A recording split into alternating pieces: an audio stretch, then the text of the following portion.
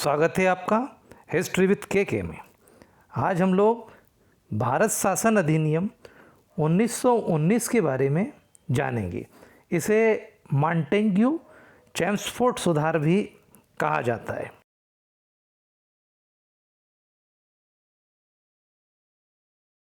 उन्नीस सौ 9 के मार्लेमेंटो सुधार के बाद एक नया अधिनियम आया जिसे भारत शासन अधिनियम 1919 या मॉन्टेग्यू चेम्सफोर्ड सुधार भी कहते हैं। आप क्यों कहते हैं मॉन्टेग्यू चेम्सफोर्ड सुधार? क्योंकि मॉन्टेग्यू उस समय भारत सचिव था और चेम्सफोर्ड तत्कालीन वाइसराय थे। तो उनके द्वारा प्रस्तुत सुधार रिपोर्ट जो कि जुलाई 1918 में लाई गई थी के आधार पर यह अधिनियम लाया गया था। इसीलिए इसको मॉन्टेग्यू चेम्सफोर्ड सुधार भी कहते हैं। 20 अगस्त 1917 को मॉन्टेग्यू ने भारत के राजनीतिक भविष्य को लेकर के ब्रिटिश नीति की घोषणा की। इसे तत्कालीन संसद सदस्य एवं भारत के भूतपूर्व गवर्नर लॉर्ड कर्जन ने संसद में प्रस्तुत किया।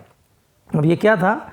महारानी की सरकार की नीति जिसमें भारत सरकार पूर्ण सहमत है प्रशासन की प्रत्येक शाखा में भारतीयों का अधिक से अधिक शामिल होना तथा स्वशासन संस्थाओं का सने सने विकास है। भारत में उत्तरदायी शासन की स्थापना हो, इस तरह की इसमें बात थी।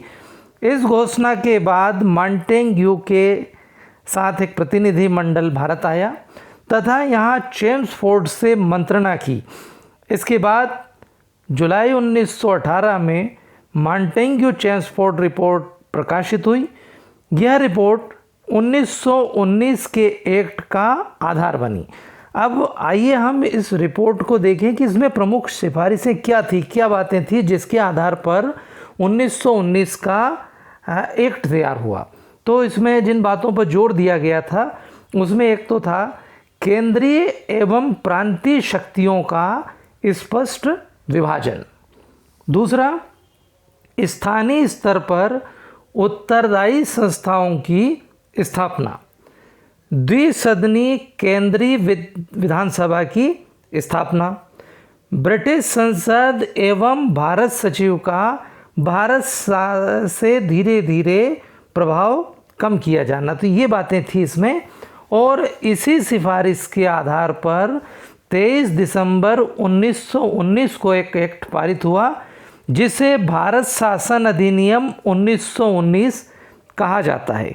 यद्यपि यह 1921 में ड्यूक ऑफ कनॉट, ये विक्टोरिया के पुत्र थे, उनके समय ये लागू हो पाया। तो आइए अब इस एक्ट के पारित होने के कारणों पर हम चर्चा करें कि आखिर ये एक्ट क्यों पारित हुआ। तो इसमें एक तो 1909 का जो अधिनियम था मार्लेमेंटो सुधार, उसमें उस अधिनियम से कांग्रेस असंतुष्ट थी। बहुत सी बातें ऐसी थी उसमें जिनके कारण कांग्रेस उससे असंतुष्ट थी। दूसरा, प्रथम विश्व युद्ध हुआ था, हम सब जानते हैं 1914 से लेकर के 1918 तक प्रथम विश्व युद्ध हुआ था।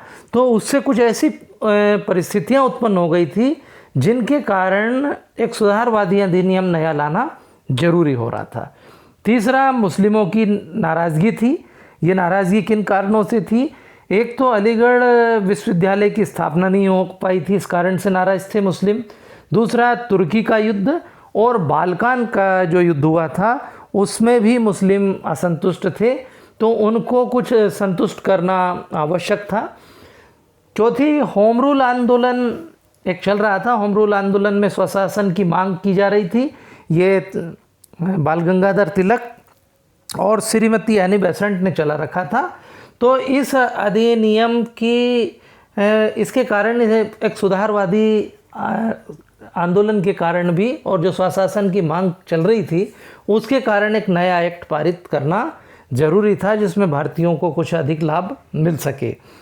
पांचवा जो कारण था इस अधिनियम को लाने का वो महात्मा गांधी का भारतीय राजनीति में प्रवेश और उनके सत्याग्रह, महात्मा गांधी के सत्याग्रह इस समय चालू हो चुके थे, वो सत्य के प्रयोग कर चुके थे और इस कारण से भी एक नया एक्ट लाना ज़रूरी था ताकि कांग्रेस के जो आंदोलन हैं उनको कुछ संतुष्ट कर सके कांग्रेसियों को, और भारत को स्वशासन की दिशा में आगे बढ़ाया जा सके।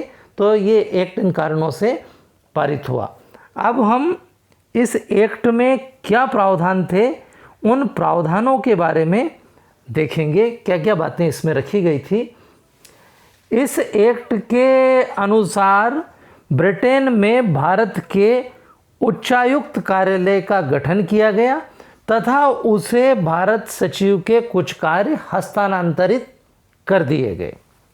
दूसरा क्या था, न्यागमन नियमों यानी डिवोल्यूशन रूल्स के अंतर्गत प्रांतीय एवं केंद्रीय शक्तियों के मध्य शक्तियों का वितरण किया गया।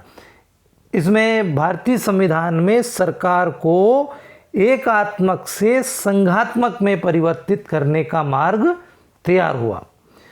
इस एक्ट के अनुसार प्रांतीय विधान परिषदों को दो भागों में विभाजित कर दिया गया, एक आरक्षित और दूसरा हस्तांतरित। इसमें प्रांतीय और केंद्रीय परिषदों को अपनी अपनी सूची के विषयों पर कानून बनाने का पूर्ण अधिकार दिया गया। चौथा, प्रांतों में द्वैध शासन प्रणाली लागू की गई। इसका जन्मदाता लायोनेल कर्टिस था, ये याद रखें, लायोनेल कर्टिस था। और इस प्रणाली में प्रांतीय कार्यकारिणी परिषद को दो भागों में विभाजित कर दिया गया था। पहले भाग में गवर्नर तथा उसकी कार्यकारिणी परिषद के सदस्य थे तथा दूसरे भाग में गवर्नर तथा उसके मंत्री थे। इस व्यवस्था में हस्तांतरित विषयों पर गवर्नर उन मंत्रियों की सहायता लेता था जो विधान परिषद के प्रति उत्तरदायी थे, जबकि आरक्षित विषयों पर गवर्नर कार्यपालिका की सहायता से शासन करता था। इस तरह से ये द्वैध शासन प्रणाली थी। इस एक्ट के द्वारा केग यानी नियंत्रक एवं महालेखा परीक्षक के गठन का प्रावधान भी किया गया। इसके अलावा इस अधिनियम में केंद्र में प्रथम बार द्विसदनी विधानसभा स्थापित की गई, जिसे लेजिस्लेटिव असेंबली यानी प्रथम सदन और काउंसिल ऑफ स्टेट यानी द्वितीय सदन कहा गया। ये कैसे मान लें हम, ये विधानसभा और राज्यसभा कहलाती थी। राज्यसभा की जो सदस्य संख्या थी वो 60 थी। अब इसमें सदस्य कैसे आते थे, 34 तो निर्वाचित होते थे 60 में से और 26 को मनोनीत किया जाना था। अब ये मनोनीत सदस्य अफसरशाही से इसमें 20 आते थे, 20 हो सकते थे अफसरशाही से। और निर्वाचित में भी क्या रहता था, 19 सदस्य सामान्य चुनाव क्षेत्रों से आते थे और अन्य सांप्रदायिक और विशेष चुनाव क्षेत्रों से आते थे।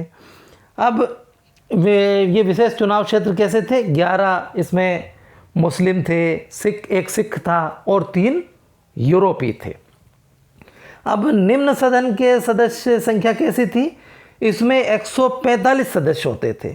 इसमें 26 सरकारी होते थे, 14 मनोनीत और होते थे और या गैर सरकारी, और 105 निर्वाचित होते थे।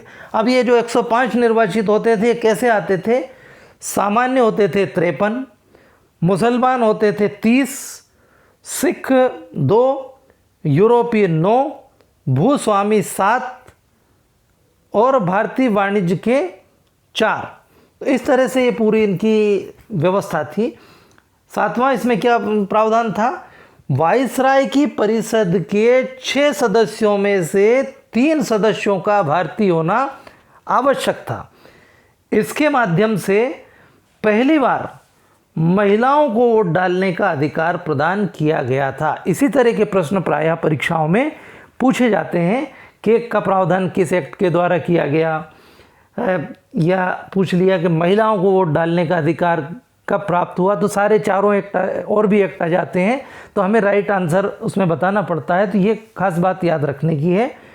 इस अधिनियम के माध्यम से पहली बार सिविल लोक सेवकों के लिए लोक सेवा आयोग के गठन का प्रावधान किया गया, अब जैसा अभी भी है, और इसे 1926 में कार्यान्वित भी किया गया। केंद्रीय बजट को राज्य बजट से अलग कर दिया गया। राज्य विधानसभाओं को अब अपना बजट स्वयं बनाने का अधिकार प्राप्त हो गया। इस एक्ट में भारत मंत्री के वेतन भत्तों की व्यवस्था ब्रिटिश राजस्व से दिए जाने का प्रावधान किया गया। अभी तक ये भारत के बजट से होता था, भारत से होता था, अब उसमें परिवर्तन किया गया। और क्या किया, इसके अंतर्गत एक वैधानिक आयोग के गठन का प्रावधान भी किया गया। इस प्रकार से इसमें जो पहले हमारा 1909 का अधिनियम था उससे और अधिक सुधार किए गए। आइए हम अब इसकी कुछ समीक्षा करते हैं कि क्या हुआ इसमें। तो 1919 का जो अधिनियम थे एक महत्वपूर्ण अधिनियम था। इससे के द्वारा पूर्ण ना सही परंतु आंशिक रूप से तो भारतीयों को स्वशासन प्राप्त हुआ। इस अधिनियम के द्वारा केंद्रीय विधानसभा में भारतीयों के प्रतिनिधित्व में पहले की अपेक्षा वृद्धि की गई थी। महिलाओं को भी वोट देने का अधिकार मिल गया था। द्वैध शासन व्यवस्था ने अंग्रेजों के इस भ्रम को दूर कर दिया कि भारतीय स्वशासन के लिए अयोग्य है। लेकिन फिर भी ये अधिनियम को दोष मुक्त ना था। द्वैध शासन प्रणाली के कारण विभिन्न विभागों में मनमुटाव एवं झगड़ा पैदा हुआ। इस एक्ट से मंत्रिमंडल प्रणाली का पूर्ण विकास ना हो सका। 1919 के अधिनियम का केवल कांग्रेस के मध्यम वर्गीयों ने ही स्वागत किया। कांग्रेस से एक बड़े गुट ने इन सुधारों को अपर्याप्त, असंतोषजनक एवं निराशाजनक बताया था। इन सुधारों का दायरा अत्यंत सीमित था, इसीलिए मध्यम वर्ग में इसकी तीव्र प्रतिक्रिया हुई। लेकिन फिर भी ये एक सुधारवादी अधिनियम था और क्रमशः जो अधिनियम आ रहे थे एक के बाद एक, उनमें कुछ न कुछ नया सुधार होकर के भारतीय स्वशासन की दिशा में जा रहे थे। अब इसके बाद हम अगला जो अधिनियम पढ़ेंगे वो 1935 का अधिनियम पढ़ेंगे। शीघ्र ही मैं इस पर वीडियो डालूँगा। आशा है इससे आपको अधिनियम की पूर्ण जानकारी मिल गई होगी 1909 के। इसमें मैं कुछ प्रश्न भी डाल रहा हूँ, आप कृपया उनको भी देखें। परीक्षा उपयोगी कुछ प्रश्न इसमें नीचे डिस्क्रिप्शन बॉक्स में दिए हुए हैं, आप उनको देखें। Thank you very much.